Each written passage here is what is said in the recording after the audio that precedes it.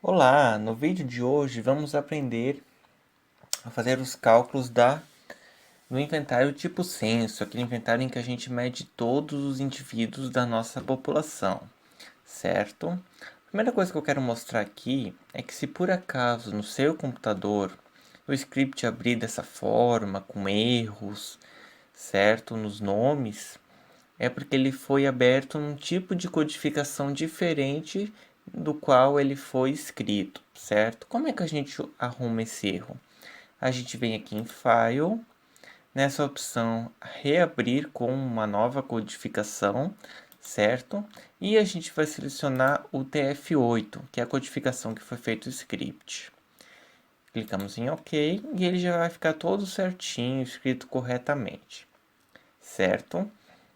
Então, para o nosso inventário tipo censo, a gente vai usar dois pacotes, o ReadXL e o Forest Manager, certo? Então, a gente vai instalar, caso não tenha instalado no nosso computador, e vamos carregar utilizando a opção Library, certo? É só apertar o Ctrl Enter para carregarmos os pacotes. Então, a primeira coisa que eu vou fazer vai ser carregar os meus dados, certo? Então, vou dar Ctrl Enter, ele vai carregar os nossos dados brutos. Criar um subconjunto de dados apenas com espécies arbóreas. Lembra que no meu conjunto de dados eu tenho tanto espécies arbóreas quanto espécies de palmeiras? Nesse caso, eu não quero que o volume das palmeiras entre junto com o volume das árvores. Eu quero separar isso. Eu quero calcular apenas o volume das espécies arbóreas.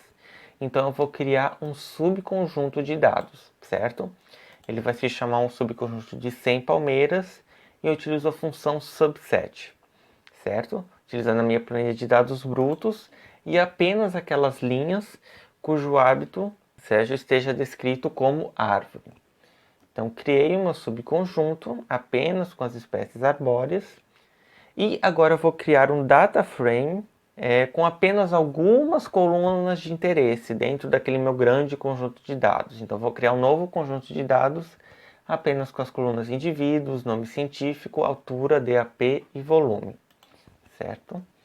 Importante que aqui o nome da coluna seja exatamente igual do que está na planilha, caso contrário ele não vai encontrar. Então, criei o meu subconjunto e agora eu vou executar o censo, certo? O censo apenas com as espécies arbóreas.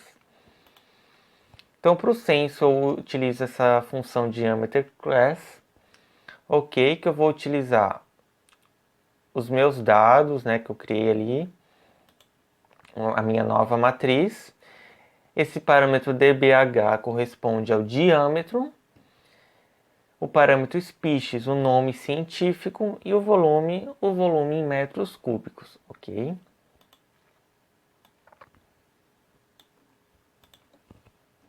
Então, vou executar esse comando e ele criou a minha tabela de censo, certo? Então, ele vai calcular o volume por espécie, ok? Então, tem algumas colunas aqui que não são importantes, porque ele calcula o centro de classe, mas para nós não é muito interessante. Mas o que é interessante observar? Aqui ele já me diz o número de indivíduos, mas cabe ressaltar que ele não faz aquela diferenciação de número de fustes. Ele vai considerar apenas cada linha como se fosse um indivíduo. Então, se o mesmo indivíduo apresentou vários FUSTs, é ideal que seja corrigido aqui manualmente, certo? Que eu desconte esse número de indivíduos. Ele calcula a área basal para mim, em metros quadrados por hectare, e ele me dá o volume por espécie, ok? Então, isso que é o mais interessante do censo. Lembrando que, como eu faço o censo, eu não tenho aqueles parâmetros, aquelas estatísticas e erros de amostragem, certo? É simplesmente esse valor e pronto. E eu também posso exportar esses meus dados, né, utilizando a função writeTable. Então eu executo essa função. Ele vai dar acesso negado para mim porque eu já tenho um arquivo com esse nome, certo? Mas ele vai salvar esse arquivo na mesma pasta em que está salvo o meu script. Então eu abro. Ele vai aparecer dessa forma, numa única coluna. Eu clico na coluna, Vou em dados, texto para colunas, delimitado, avançar, e aqui eu seleciono a opção espaço, porque ele está separado por espaço. Dou um avançar e concluir. Aqui ele separou direitinho as colunas para mim, certo? Nome científico, área basal, número de indivíduos e volume por espécie. Então, esses seriam os cálculos acerca do inventário florestal do tipo censo. Aguardo você na nossa próxima aula.